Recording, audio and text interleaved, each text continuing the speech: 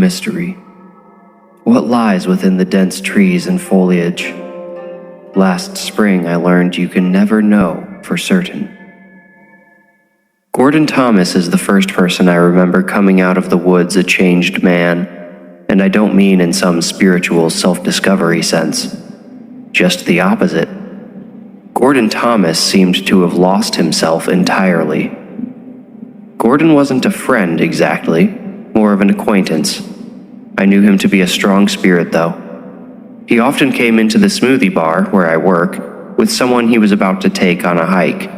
That's what he did. He guided people on long endurance hikes through the woods. He was the crunchy granola type, and at 6'6" and a lean 230, he made people feel safe out there in the wilderness. Gordon always had a big energy about him. The whole vibe in the smoothie shop would shift when he came in. People were quicker to smile, laughed louder and harder, and complained less. He just had that kind of influence. It's what made it so sad to see him afterward. The owner of the smoothie bar, Kirsten, told me the news when I clocked in for my shift one morning. "Did you hear?" she asked. "Gordon took some guy out on a hike and came back alone. I guess he almost got arrested, but they don't know if the guy's dead or not."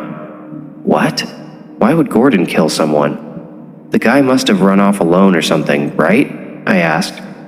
"Nobody knows. Gordon is, well, he's not himself. I actually saw him on my way here, just wandering down the sidewalk," Kirsten said. Gordon wasn't one to wander. He always walked with purpose, smiling and waving at anyone who passed by. Although I supposed he would be understandably glum after losing a hiker. Even if they found the guy alive, the incident wouldn't be good for Gordon's business reputation. "Weird. Something must have gone really wrong," I said. In the coming days, I learned the situation was far worse than Kirsten made it sound. Apparently, Gordon had emerged from the woods, sans customer, wearing a blood-soaked shirt. Someone reported seeing him walking through town and the cops picked him up. They tried to interview him, but he was basically unresponsive. He gave short, nondescriptive answers to every question. A test determined the blood on Gordon's shirt belonged to him. So, besides the strange circumstances, there was no evidence of foul play or of Gordon's involvement in the man's disappearance. Gordon still came into the smoothie bar occasionally, but no one smiled or laughed anymore, especially not him. Sometimes he would just sit at a table and look around for a while, then leave. If he did approach the counter, he never responded to greetings or conversation. He would just point at something on the menu behind me and go sit at a table to wait. I had to start making him half-sized smoothies because he didn't usually drink them and never paid. I felt bad not giving him anything, though. Just as we had all adjusted to the new zombified Gordon Thomas, another person seemingly lost their mind in the woods. The sheriff's department had organized a volunteer search for the man who got lost with Gordon.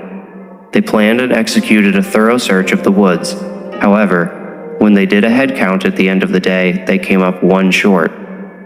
It was the librarian, Heather de Alma, Kirsten told me the following morning. She had been part of the search party. She wasn't there at the end. "No one saw where she went?" I asked. "Well, that's the thing. We were supposed to stay buddied up the whole time, but Heather's partner said he wasn't able to keep up with her. Rather than wait around for him, I guess she took off on her own." "Sounds like Heather," I said. It was true.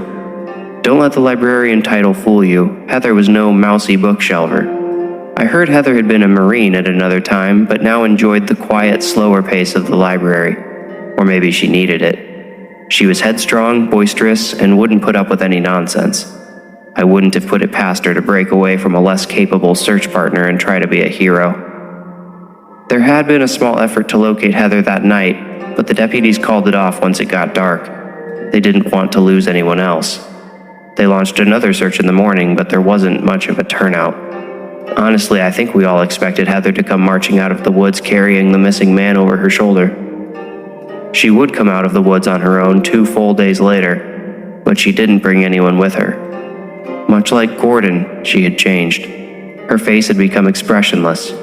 If she spoke at all, she did so in a hushed whisper. Her knuckles were bruised, and she had scratches all over her arms, too. She had clearly been in some kind of altercation. The police thought the scratches looked like they came from a human. The public wasn't supposed to know that, but someone concerned about what it meant for our community let it leak into the gossip. After a couple of weeks without any news about what had happened to Heather or the missing man, the buzz kind of fizzled out around here. News of the two incidents, along with plenty of rumors, had spread to other communities. People stopped coming to visit or hike. It felt like life had come to a standstill. Every day felt the same. I suppose I was bored and maybe a little suggestible when a coworker pitched a wild idea.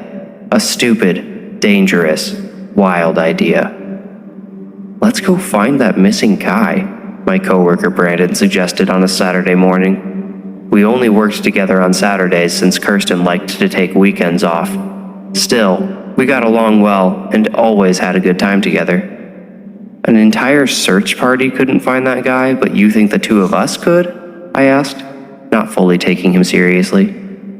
"Yeah, why not? Anyway, it would just be for fun. To mix it up, you know? It'll be just like a hike, but with a purpose." Brandon's excitement got to me.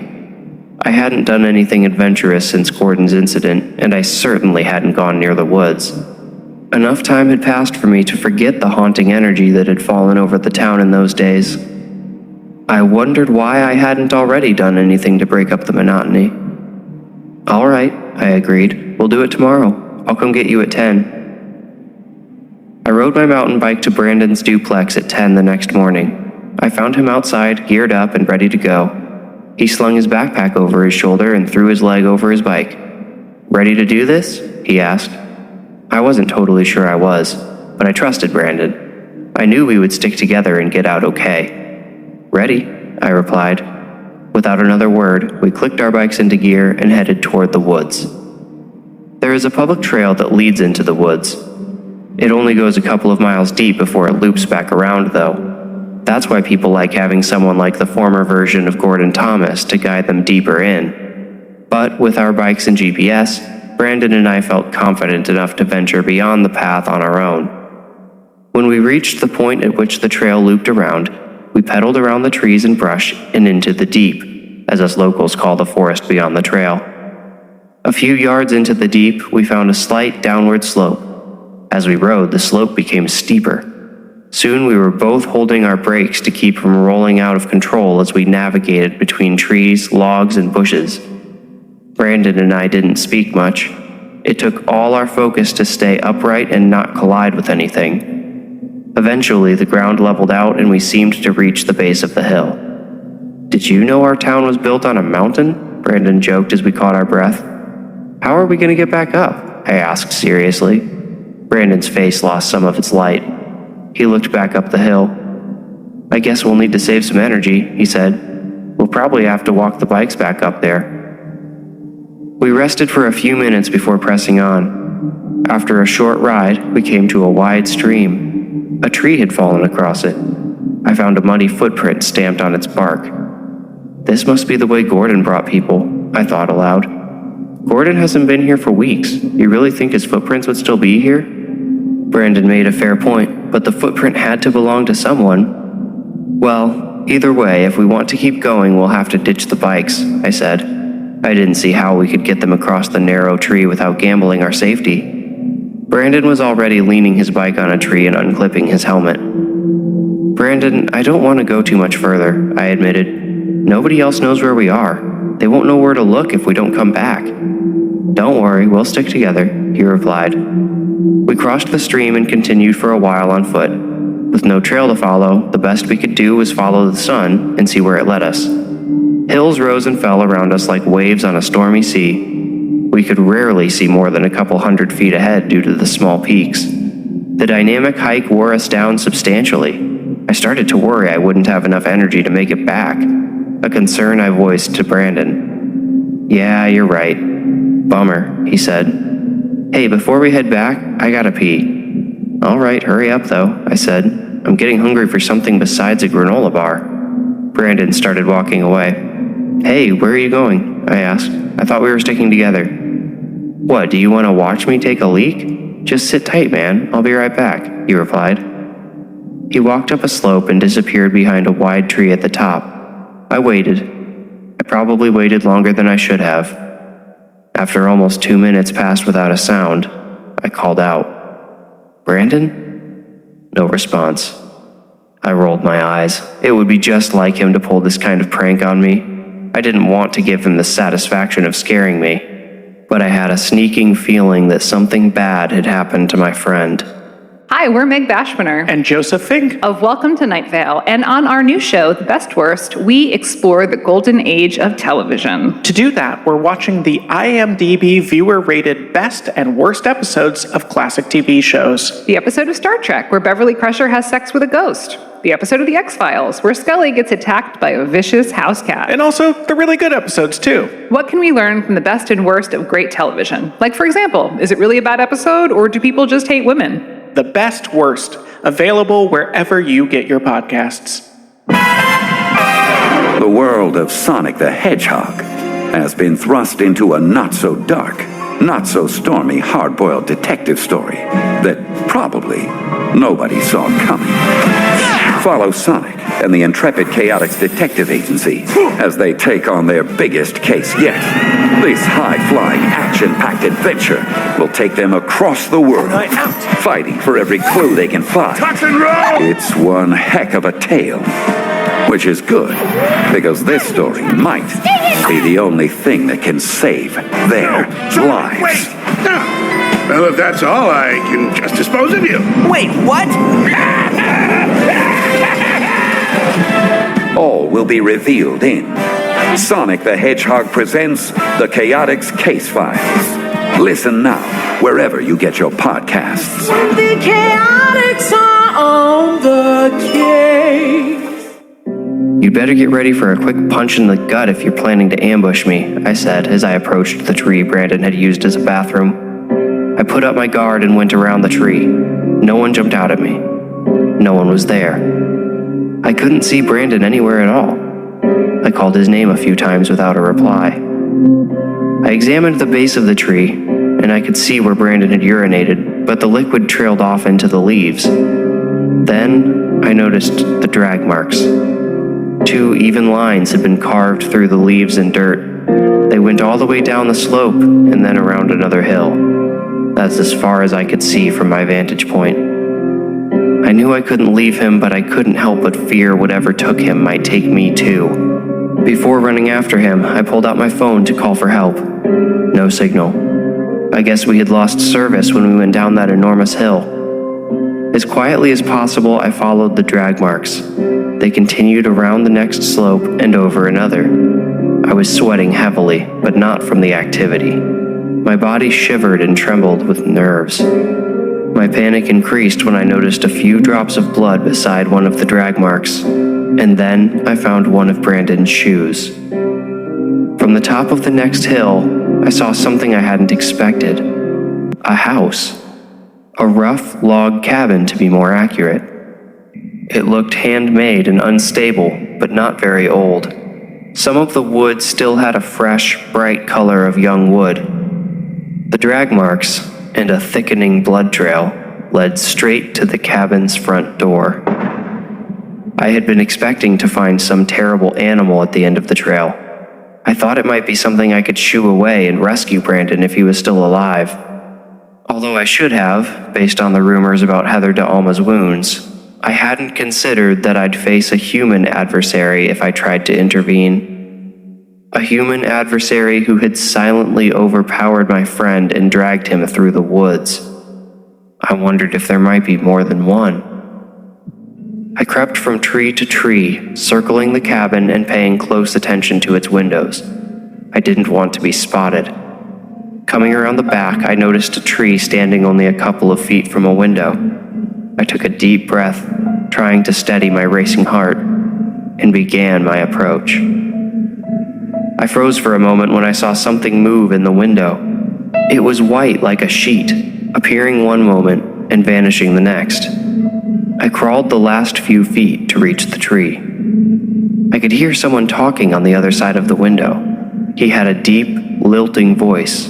It sounded clownish, insane. It was hard to make out every word, but the first sentence I understood chilled my blood. "Just a prick to cure the sick," he said in his sing-song cadence. Then he asked, "Are you ready for your medicine?" I waited to hear a reply. Horrific as it would be, I expected to hear Brandon's voice. But there was no reply. No one else spoke before the man childishly exclaimed, "Oh goody, then let's get started."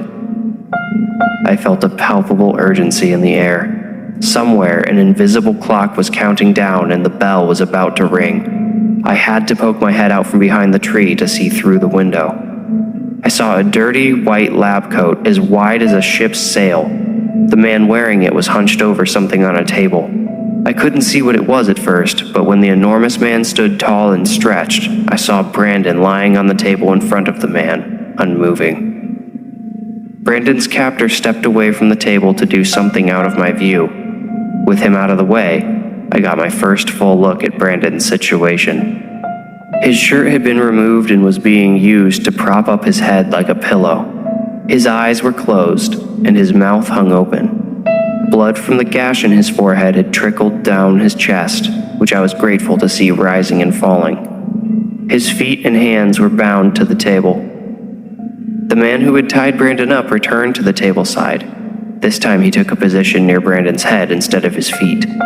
He held a small hammer in one meaty hand and a long, pick-like object in the other. I couldn't overpower the man. Of that I felt certain. His hands were the size of my face. His back looked as wide as my arm span. He looked like a human monster. But this was it. I had to decide whether to witness whatever horror he intended for my friend, or to intervene and potentially become a victim myself. The man placed the pointy end of the pick at the corner of Brandon's left eye. I made my decision. I pushed away from the tree and ran to the door. I had to stop him. As I rounded the corner, my foot sunk into some loose dirt and I tripped. I yanked my foot out of the hole, spraying myself with dirt. When I wiped my eyes, I saw something bright near my freed foot. It looked like the sleeve of a blue coat. I heard a sharp clink that I'll never forget. It was accompanied by a gurgling grunt. I was too late to save Brandon. Now I had to save myself. I ran. I didn't try to be quiet or careful. I sprinted, taking full advantage of the adrenaline coursing through me. I crossed the stream and found our bikes, but left them where they were. I didn't want to be slowed down as I climbed the hill. Once I reached the top, out of breath and nearly exhausted, I called for help. Oh, please, not that music. That music gives me nightmares from my childhood. Could we get something a little bit lighter? Some lighter music here. Are you a fan of true crime TV shows? And what about Unsolved Mysteries, the show that jump-started all of our love of true crime?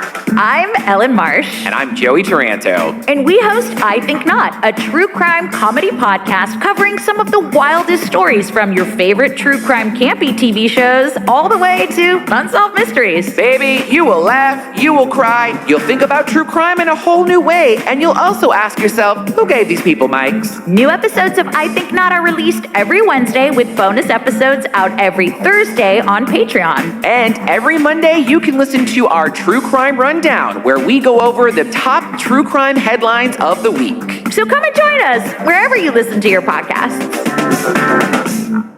Hi, I'm Whitney. And I'm Katie. And we're the hosts of True Crime Campfire. We set out to make a true crime podcast we'd want to listen to. We get right to the story. We don't do a lot of extra talking, and when we do, it's usually to roast the short hairs off of some loser murderer or scammer. You'll laugh, but only at the people who deserve it. Like, which serial killer would you most like to shove into a locker? BTK and his awful poetry. Dude got caught because he didn't understand what a floppy disk was. We look for the stranger-than-fiction stories, like the case of Patty James, a killer catfish before the internet was even a thing.